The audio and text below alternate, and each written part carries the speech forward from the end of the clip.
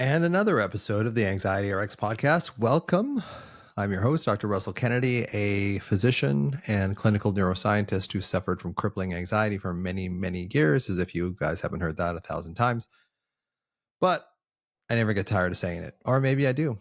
Today's episode is about social anxiety. I've had lots of people ask me about doing an episode on social anxiety, and here it is. So, a quick introduction of what social anxiety is. Social anxiety is this fear that we develop when we are going into a social situation. Now, that could be a party, that could be speaking in front of other people, any interaction where we feel like we're going to get judged, we're going to get looked at as inferior, abnormal, freaky, whatever it is. And I've been there. I've had all types of anxiety. I've had health anxiety, social anxiety.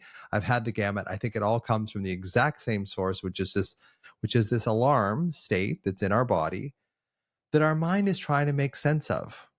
You know, anxiety isn't so much a thinking state that manifests in the body, it's a feeling state that manifests in the mind.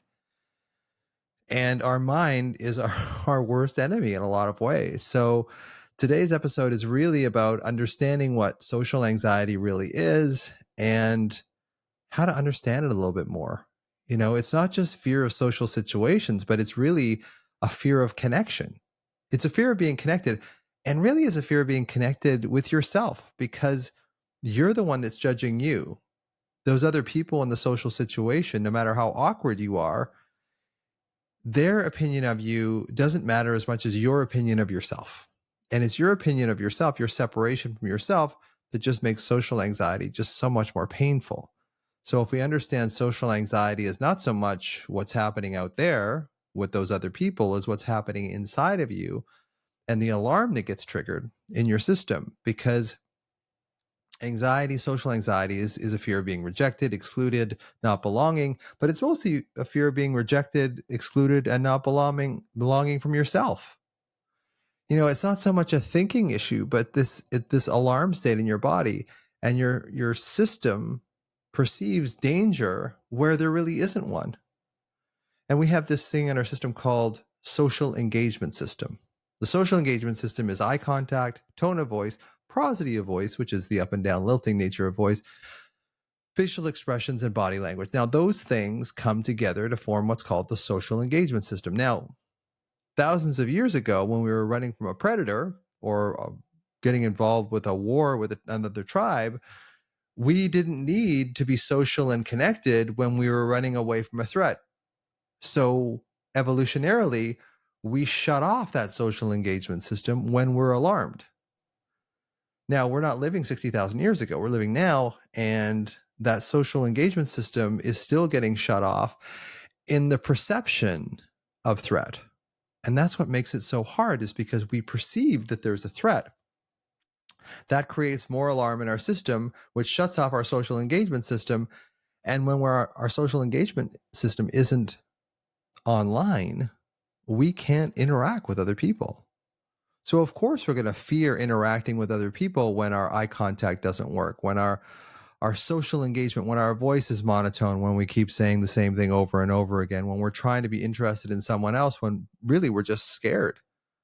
We're not connected to ourselves. We're not in this place where we can be socially engaged because we have too much fear. And again, it's mostly fear of judgment from your very own self. That's where social anxiety comes from. It's fear of separation from yourself. And you create that separation unwittingly and unfortunately based on the fact that we shut off our social engagement system. When we're alarmed, when we go into alarm, even thinking about presenting something in front of an audience or going to a party creates this alarm in us. And that alarm shuts off our social engagement system. So of course, we're not going to be too crazy about going into a social situation when we're unarmed, when we don't have our social engagement system at the ready. So the amygdala in our brain associates social risk with literal survival risk. We're wired that way. So when we get into this place of social anxiety, the amygdala goes nuts. It fires off our body. We shut off our social engagement system. We can't connect with someone else. So why would we want to go into that situation?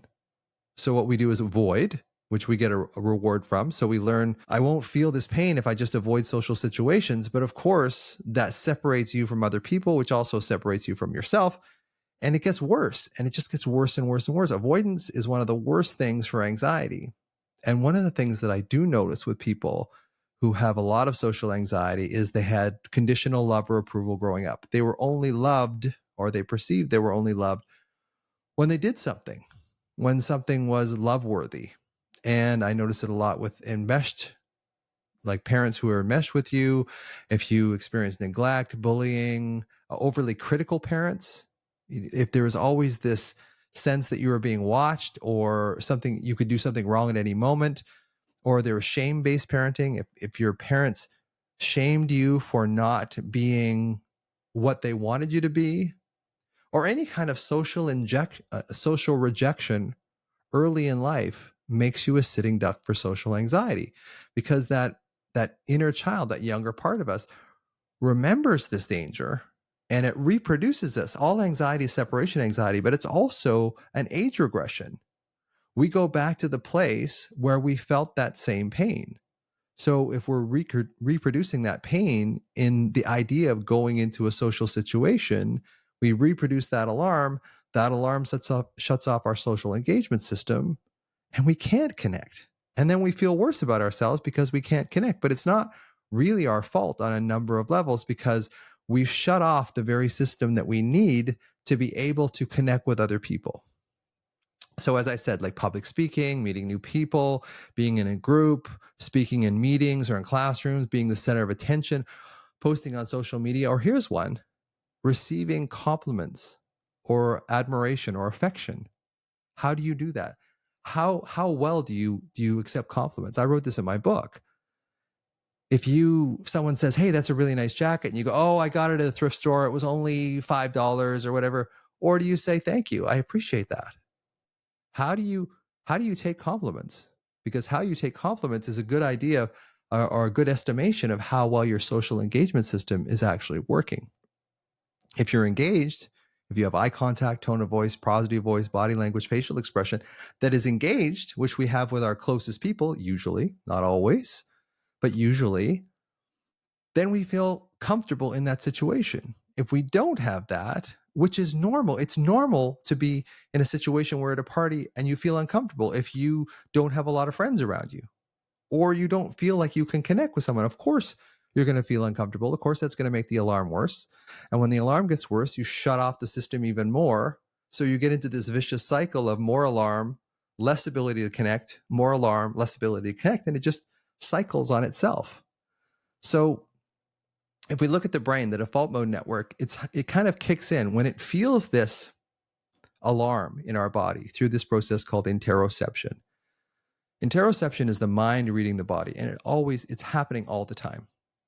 So when your mind reads this alarm in your body, you start activating this default mode, this self-protective kind of familiar pattern of withdrawal that we go into when we have anxiety. Now, this is theoretical. This hasn't been proven by anything, but it certainly seems to be borne out by my own experience with anxiety and my patient's experience with anxiety. But when the insular cortex, the part of our brain deep in the center of our brain, detects this alarm in our body, it fires us into the default mode, and it also fires up the amygdala to say, hey, we're in danger, when we're really not in danger. We're not in danger, but for all intents and purposes, if our amygdala says that we're in danger, we're kind of in danger. So what the mind does is it starts overthinking. It starts to try to think your way out of a feeling problem, which is, if you've listened to me before, you know that never works. Or you avoid. Again, so you avoid social situations or you overthink them. Either way, you're not actually getting to the root of the problem. It's kind of a false rescuer, this sense that I'll explain it away. I'll go into my thoughts, I'll go into my worries, and that will somehow protect me. But that doesn't work. All it does is it just creates more disconnection from your social engagement system, more activation in your default mode. And when the default mode gets shut on like that, you go into this sort of caved state where you turn into yourself, you turn inward. Instead of being able to connect outward, you go inward. You do the opposite of the thing that you need the most to heal. So it's understanding that it's an alarm situation. It's not an anxiety issue. It's not a social anxiety. It's social alarm. You have alarm when you are faced with a social situation. That's what it is. It's not anxiety, it's alarm.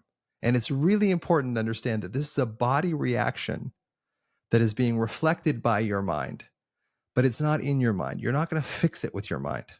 And I think that's where a lot of people really lose the plot when it comes to anxiety, is they try to treat worries with more worries or anti-worries or whatever it is. It'll be okay, it'll be fine. Now, there's nothing wrong with reassuring yourself, but that's not where the problem is. The problem is this alarm state that's stuck in your body that you're not addressing. And even the idea that you're going into a social situation creates a lot of anxiety for people. So social anxiety isn't about what you're thinking, it's about what you're feeling. And you're not going to fix it by more thinking. So what we need to do is create space between these racing thoughts and the sensation in your body, because they will link up together in the alarm anxiety cycle. When you worry in your mind, the alarm gets activated in your body. When the alarm gets activated in your body, you worry more in your mind and you get into this alarm anxiety cycle. Not only that, but when you're alarmed, you shut off the rational part of your brain that would tell you, hey, these things aren't anything to worry about. So not only do you make more worries, well, I'm going to pass out, they're going to think I'm an idiot, whatever it is, but you don't have the wherewithal to see these worries as false.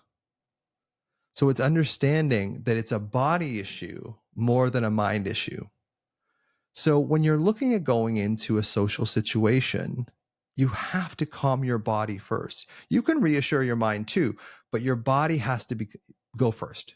You have to use your body first, because that's the root cause of the problem. The root cause of the problem is this alarm that's in your body. Your mind is just making sense of it. Your mind is really just the byproduct of this alarm in your body. So when you think about going into a social situation, when you think about going to a party, when you think about having to address people maybe in a public speaking thing, what happens to you?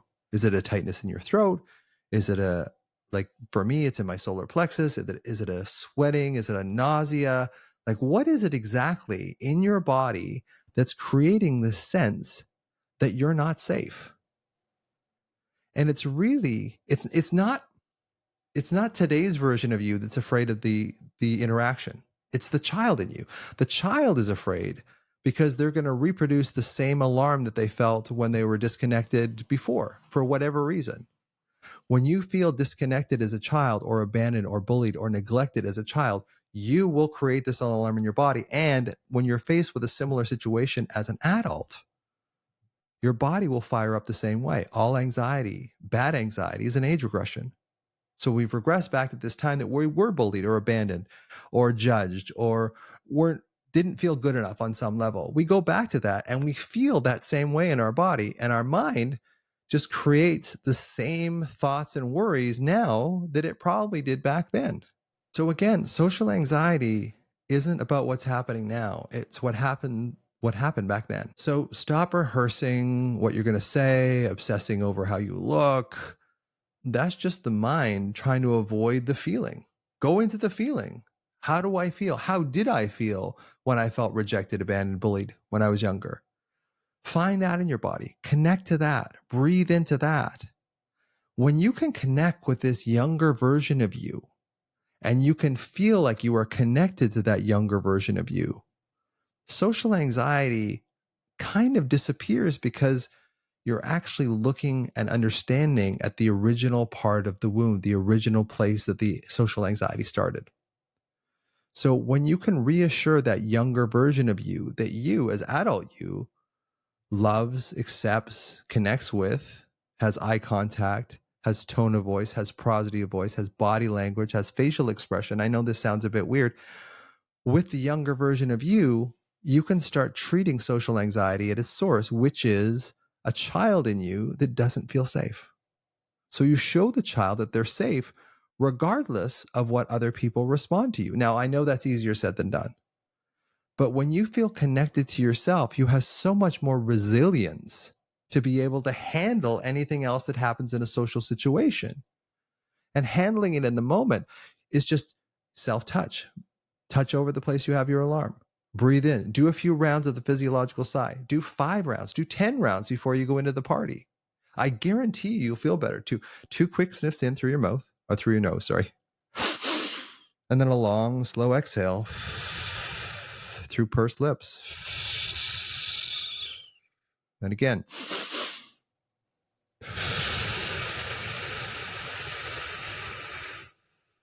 You can even do it with me now. Relax your shoulders, relax your jaw. Just 2 quick sniffs in, or 2 or 3. And then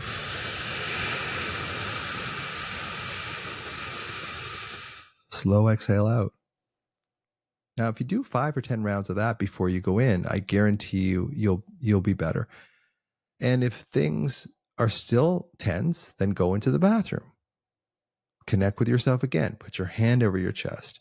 Look at yourself in the eyes. Reassure yourself, I've got you. Because you're really talking to the younger version of you. When you look into your own eyes, you are looking at the younger version of you.